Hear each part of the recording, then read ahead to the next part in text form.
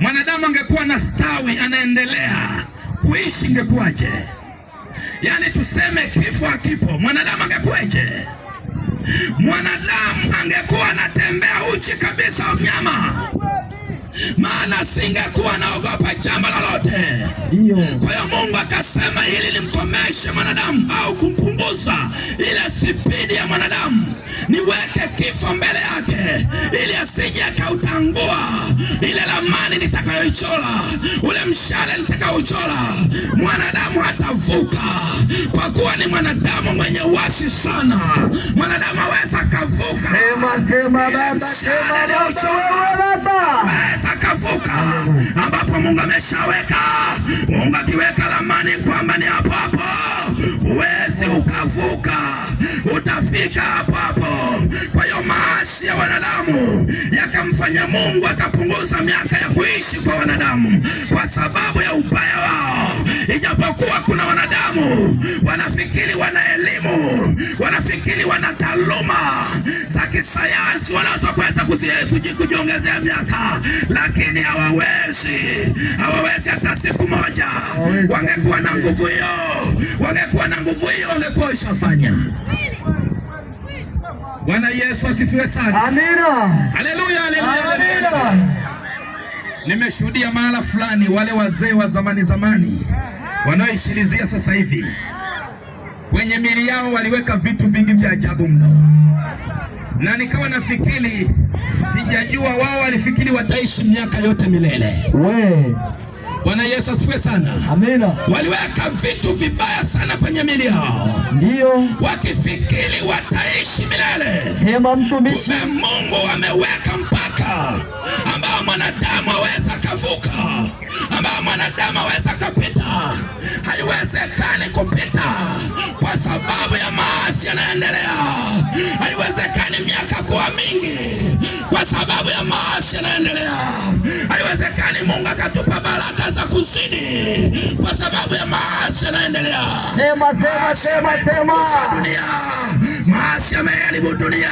Sio sema baba, dunia sio mahala tena sahihi pa kuishi, ni mahala pabaya pa kuishi. Sio mahala pa kufurahia tena, ni mahala palipojaa machukizo ya nchi, ni mahala palipojaa machukizo ya nchi. Nchi inatetemeka, nchi inayumba. Biblia inasema nchi inayumba kama mlevi, nchi inawaya kama machela, iko karibu na kutoweka kwa sababu ya maasi yaliyojaa katika nchi. Bwana Yesu asifiwe sana. Amina. Haleluya, haleluya. Biblia inasema kwamba kwa nini ufe kabla ya wakati wako? Kwa sababu ya kutenda uasi unaotenda. Kwa hiyo kumbe uasi huwa unapunguza miaka ya kuishi. Bwana Yesu asifiwe sana. Mtu akiwa mbaya sana, hata miaka yake ya kuishi inapungua. Bwana Yesu asifiwe sana. Na Biblia imenena wazi kwamba mtu mbaya anapoishi sana, maisha yake yanageuka kuwa laana. Sio maisha ya baraka tena, maisha yake yanageuka kuwa laana. Hawezi kufanyika kuwa baraka, maana maisha yake ya kumpendeza Mungu, maisha yake yanageuka kuwa maisha ya laana siku zote, hata akiwa kaburini. Bwana Yesu asifiwe sana. Na hawataishi, maana Mungu ameshasema siwezi nikashindana na mwanadamu kwa sababu ya uovu wake. Hebu nisome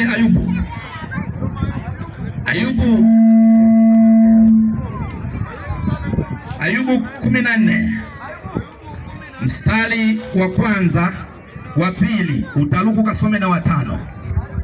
Kitabu ni cha Ayubu 14 mstari wa pili. Mstari wa kwanza na wa pili na watano. Biblia inasema, ndio, mwanadamu aliyezaliwa na mwanamke, ndio, siku zake za kuishi si nyingi. Mwanadamu aliyezaliwa na mwanamke, siku zake za kuishi sio nyingi. Naye hujaa taabu. Yeye huchanua kama vile ua. Kisha ukatwa. Ukimbia kama kivuli. Wala hakai kamwe. Hawezi akakaa, hawezi akastahimili. Mstari wa 5. Mstari wa 5. Ndio. Kwa kuwa siku zake. Ndio, kwa kuwa siku zake. Sikia hapo, kwa kuwa siku zake zimeamliwa. Hesabu ya miezi yake. Nayo wewe. Naye Bwana. Nawe umemwekea mipaka yake. Naye amemwekea mipaka yake mwanadamu. Asiyeweza kuipita. Ambayo hawezi akaipita mwanadamu. Bwana Yesu asifiwe sana. Haleluya, haleluya, haleluya. Haleluya, haleluya, haleluya. Ukae ukijua hesabu ya miezi imewekwa kwako. Hesabu ya siku imewekwa kwako. Siku na miezi ambayo Mungu ameweka kwako. Ikifika kuna ujanja, ni kwenda. Bwana Yesu asifiwe sana. Haijalishi kwenye mwili wako umemeza ilizi ngapi zinazoishi. Lakini siku ambayo Bwana ameweka mstari wa mpaka, ukifika mwanadamu ni kuondoka. Bwana Yesu asifiwe sana. Kuna sehemu moja mahala fulani, kuna jamaa mmoja alikuwa ameusumbua mji sana. Akausumbua kwa uchawi sana. Akawa anaua vijana wa kiume wenye nguvu. Anaofanya misukule. Anawachukua mabinti wenye nguvu. Anaofanya misukule, anawafanyisha kazi. Watu wakachukia, naye wakamtega. Maana shetani hata umtumikia kiasi gani hana shukrani. Wakamtega, akanasa na yeye. Wenzake wakamzidi kete, akanasa. Yalipomfika akazidiwa, wakaanza kumpeleka hospitali. Kwa kuwa kuna kitu alichokuwa anajivunia, kwamba ijapokuwa wamenitesa hivi, kuna jambo nililonalo, hakuna mtu wa kunizuru. Alipofika sehemu njiani wanampeleka hospitalini, akasema jamani, nishisheni kwanza nikachimbe dawa.